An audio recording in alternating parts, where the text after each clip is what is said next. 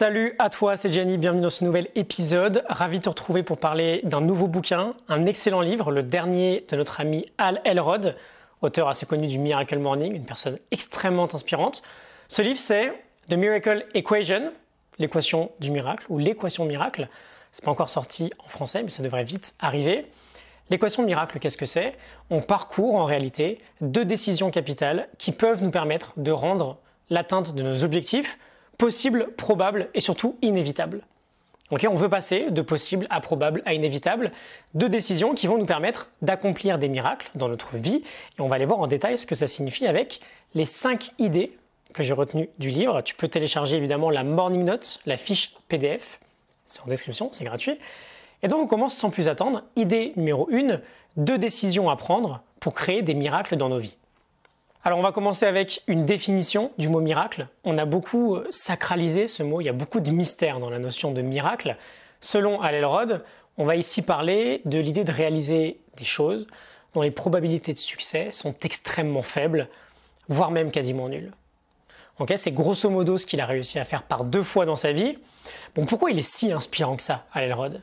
Premièrement, à 20 ans, il a survécu à un accident de voiture, il était cliniquement mort pendant quelques minutes, on lui avait dit qu'il ne remarcherait plus jamais, il a réussi à retrouver l'usage de ses 2 jambes. Et là, très récemment, vraiment très récemment, ces 2-3 dernières années, il a guéri d'une forme de cancer extrêmement rare. Celles et ceux qui font partie du groupe Miracle Morning sur Facebook depuis 2015-2016 ont dû suivre l'affaire d'assez près. Bon, on a une très belle inspiration dans le fait de rendre possible en fait ce que beaucoup vont considérer être impossible. Et on a plein d'autres exemples, bien sûr, il cite Marie Curie, Bill Gates, Neil Armstrong, qui ont fait des choses qui paraissaient complètement folles. J'aime aussi beaucoup, bien sûr, l'exemple de LeBron James en NBA, qui revient à Cleveland en 2016 pour offrir un titre, en 2014, pardon, pour offrir un titre à sa région natale. Et il y parvient, c'est un vrai miracle, alors que rien n'avait été gagné par Cleveland dans n'importe quel sport depuis 60 ans. Mais bref, comment on construit du coup ce type de miracle? On a deux décisions fondamentales à prendre. La première, c'est celle de maintenir une foi inébranlable dans notre capacité à atteindre son objectif. Et bien sûr, si tu veux, tu peux remplacer le mot foi, s'il ne te parle pas trop, par une forte croyance, une forte confiance, une conviction de réussir en fait. Et la seconde décision, c'est celle de déployer un effort extraordinaire sur le long terme pour y parvenir. Effort extraordinaire, là aussi c'est pareil, tu peux remplacer productivité, travail, exécution, action. Tu choisis l'expression qui te parle le plus, mais si on doit résumer ce qu'on peut retrouver en commun chez tous ces créateurs de miracles, entre guillemets, on a ces 2 caractéristiques. Une foi inébranlable, on est convaincu, on y croit vraiment. On n'abandonne pas, on est convaincu qu'on va réussir. Et un effort extraordinaire pour y parvenir. 2 décisions, 2 engagements personnels que l'on prend avec soi-même d'une manière parfaitement consciente.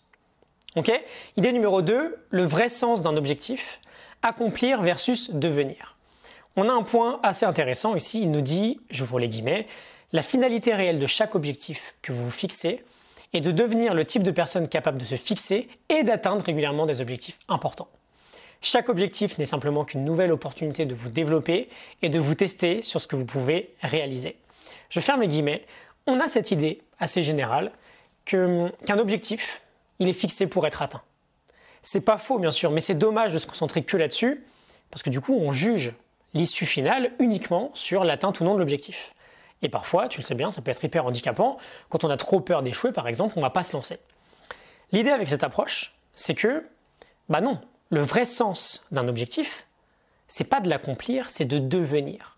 De devenir le type de personne capable d'atteindre un objectif. Quand on se base sur cette approche-là, le marqueur de succès, c'est plus l'atteinte de l'objectif, c'est juste notre progression finalement. Et c'est moins pesant. On est tous capables de progresser. On retrouve un peu d'ailleurs l'idée de l'oignon qu'on avait vu avec James Clear. C'est le changement d'identité, je te le mets en description le lien vers l'épisode, c'est le changement d'identité qui est plus important et plus viable sur le long terme que le changement de résultat. Idée numéro 3, 3 outils pour devenir émotionnellement invincible. Alors, je te le dis tout de suite, je vais enregistrer un épisode spécifique pour cette idée-là. Ça vaut le coup d'aller beaucoup plus loin, on ira beaucoup plus dans le détail. Mais l'idée est la suivante. Il nous dit que le contrôle et la responsabilité que l'on accepte d'assumer vis-à-vis de notre passé ou de notre présent sont déterminants dans notre capacité à atteindre nos objectifs.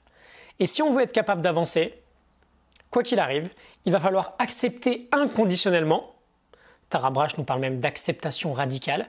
Accepter quoi? Tout ce qu'on ne peut pas changer, tout ce qui appartient au passé. N'importe quelle souffrance émotionnelle que l'on peut ressentir vient nécessairement, quoi qu'il arrive, d'un manque d'acceptation. Et donc, il nous partage 3 outils pour, entre guillemets, apprendre à accepter et devenir émotionnellement invincible. Le premier, c'est la règle des 5 minutes. Quelque chose de pas très sympa nous arrive, on s'accorde 5 minutes pour réagir de la manière dont on veut. On crie, on pleure, on hurle, on se plaint, peu importe. On fait ce qu'on veut. Mais le contrat, c'est que dès la fin du chrono, dès la fin des 5 minutes, c'est terminé. On accepte pleinement la situation, on se sort du langage négatif causé par un manque d'acceptation. Le deuxième outil, c'est le mantra « je ne peux pas le changer ». On se rappelle en permanence, dès qu'une situation nous revient en tête et qu'elle nous fait souffrir, si on ne peut plus rien y faire à cette situation-là, on se rappelle qu'on ne peut pas la changer. Et il nous parle, c'est super inspirant, d'une dame, Devon Taylor, je crois, qui s'est tatoué le mantra « can't change it » pour pouvoir littéralement, du coup, se l'imprimer définitivement. Une mauvaise pensée qui arrive, une grande respiration, et je ne peux pas le changer. Je ne peux pas le changer, alors je l'accepte. La paix, elle vient de là. Quand on supprime la résistance, on supprime la souffrance. Et troisième outil, on passe au niveau supérieur, on accepte ce qui nous arrive avant même que ça nous arrive. C'est-à-dire que l'on décide en toute conscience que plus jamais on ne résistera à nouveau à quelque chose qui se situe complètement en dehors de notre zone de contrôle. Il nous dit, on accepte la vie avant même qu'elle arrive. 3 outils, je te mettrai le lien vers l'épisode, qui va beaucoup plus loin, avec 2-3 exemples perso dès que c'est dispo, très bientôt. Idée numéro 4, pourquoi nous procrastinons tous? Très simple et très juste, on a tous des tas d'excuses pour justifier notre procrastination, pour justifier le fait qu'on reporte au lendemain, mais on veut, et c'est important, on veut bien comprendre d'où vient vraiment cette procrastination. Si on arrive à mettre un peu de clarté sur la source, ça sera déjà plus simple de la combattre. Et il nous dit qu'en gros, on a tous les mêmes sources.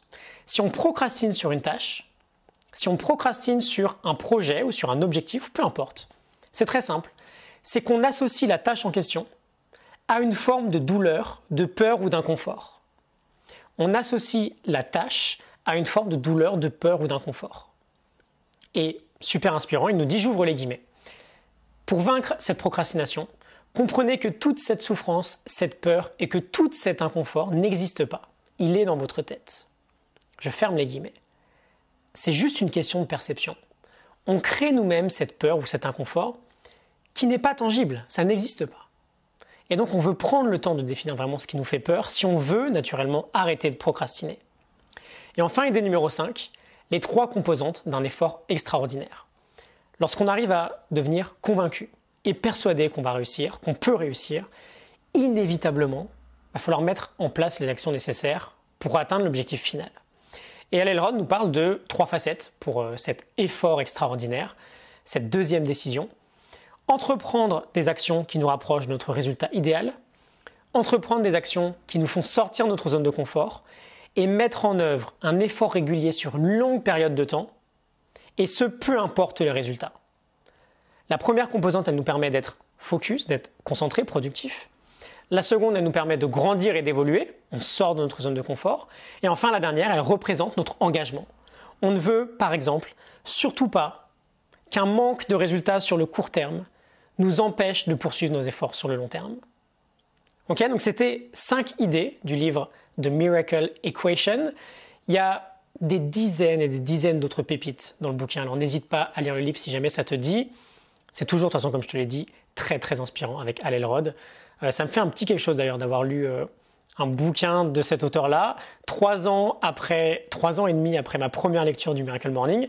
Le premier livre finalement que j'ai lu durant toute cette aventure et aussi celui qui a déclenché tout ce projet Optimiste ta vie et toute ma nouvelle vie qu'il y a eu derrière. Donc petite dédicace à Hal Elrod, merci à toi. Si tu veux télécharger la morning note du livre, la fiche PDF avec les 5 idées, c'est juste en dessous en description, c'est gratuit.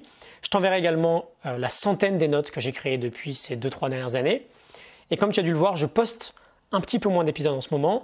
Si tu veux me suivre au quotidien, c'est toujours possible. Ça se passe avec les mails privés. J'envoie chaque matin à 8h30 une leçon pour optimiser sa vie et atteindre son plein potentiel. On est plus de 3000 sur cette liste. Tu peux nous rejoindre si jamais ça te tente. C'est le même lien toujours en description. Like et partage, ça te parle. C'était The Miracle Equation d'Hal Elrod. N'hésite pas à t'abonner et activer les notifications.